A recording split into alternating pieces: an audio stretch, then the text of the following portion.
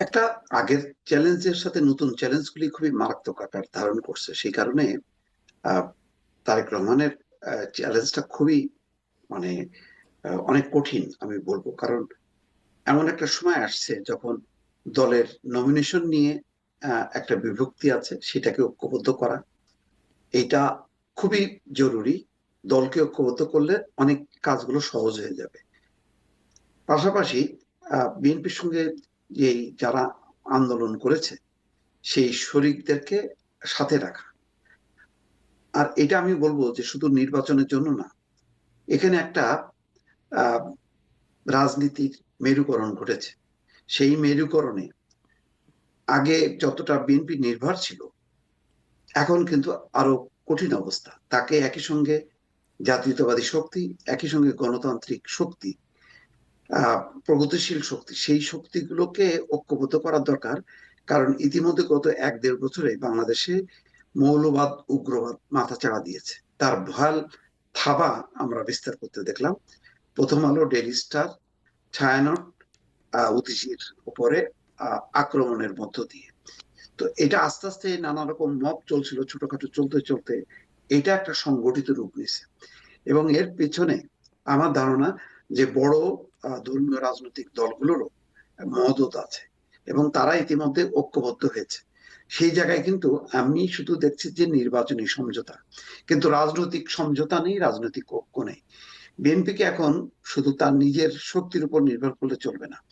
বিএনপিকে সেই প্রগতিশীল, বাম, গণতান্ত্রিক, জাতীয়তাবাদী, ধর্মীয় এই অংশগুলোকে নিয়ে যদি একটা কঠিন রাজনৈতিক ঐক্য গড়ে তুলতে না পারে, তাহলে নির্বাচনটা মনে হচ্ছে বিএনপির কাছে যে বেশি আমি হইচই করব না। শুধুমাত্র সিটি ব্যাংকে অ্যাকাউন্ট থাকলেই করতে পারবেন গুগল পে। তাই অ্যাকাউন্ট খুলুন আজই। আমি নির্বাচনটা আগে শেষ হোক তারপরে দেখবো, কিন্তু না, আমি মনে করি যে নির্বাচনের চেয়ে এখন রাজনৈতিক ঐক্যটা খুবই জরুরি। কারণ সেই ঐক্যটা না হলে নির্বাচনে নির্বাচন হাতছাড়া হয়ে যাবে, বিজয়টা হাতছাড়া হয়ে যাবে, তেমন একটা পরিস্থিতি তৈরি হয়েছে। কারণ একটা আহ প্রস্তুতি ম্যাচ কিন্তু হয়ে গেল। আমি মনে করি ওসমান হাদিকে ঘিরে একটা প্রস্তুতি ম্যাচ হয়ে গেল। একই সঙ্গে দেখেন আহ আহ, দীপুচন্দ্র দাস আর ওসমান হাদির মৃত্যুকে ঘিরে শুধু বাংলাদেশ না, বাংলাদেশের সাথে সবচেয়ে বড় রাষ্ট্র ভারত, ভারতেও একটা উন্মাদনা তৈরি হয়েছে, বাংলাদেশেও একটা উন্মাদনা তৈরি হয়েছে। দুই উন্মাদনা শক্তি গণতন্ত্রের শত্রু। তো এটা চিহ্নিত করে যদি এখনই আহ, মানে বিএনপি যেহেতু বড় রাজনৈতিক দল, তার যদি প্রস্তুতি না থাকে তাহলে সর্বনাশ হয়ে যাবে। কারণ এটা চিহ্নিত করে বাংলা কেমন প্রস্তুতি ভারতের সাথে বিএনপি যত নেবে? অস্থিতিশীল পরিস্থিতি হবে, তত বেশি কিন্তু বাংলাদেশের মৌলবাদী শক্তি মাথা চাড়া দেবে। আবার বাংলাদেশে এই মৌলবাদী শক্তির উপর ভর করে ওই ভারতের আবার মৌলবাদী শক্তি আবার মাথা চাড়া দেবে।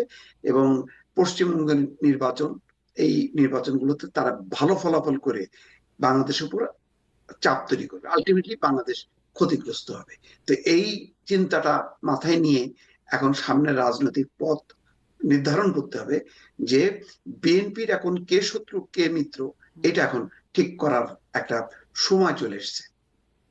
জি, কঠিন একটা প্রশ্ন। বিএনপির কে শত্রু কে মিত্র, এটি এখন মানে তারেক রহমান আসার পরে এটাও একটা চ্যালেঞ্জ আপনি বলছেন। আপনার কথা থেকে যে ওসমান হাদিকে ঘিরে যে একটা প্রস্তুতি ম্যাচের কথা বললেন, ডাক্তার আব্দুল লতিফ স্যার, এটি মানে বেশ আলোচনা, বেশ অনেকেই বলেছেন যে তারেক রহমানের ফেরাকে কেন্দ্র করে নানান ঘটনাগুলো আসলে ঘটানো হয়েছে।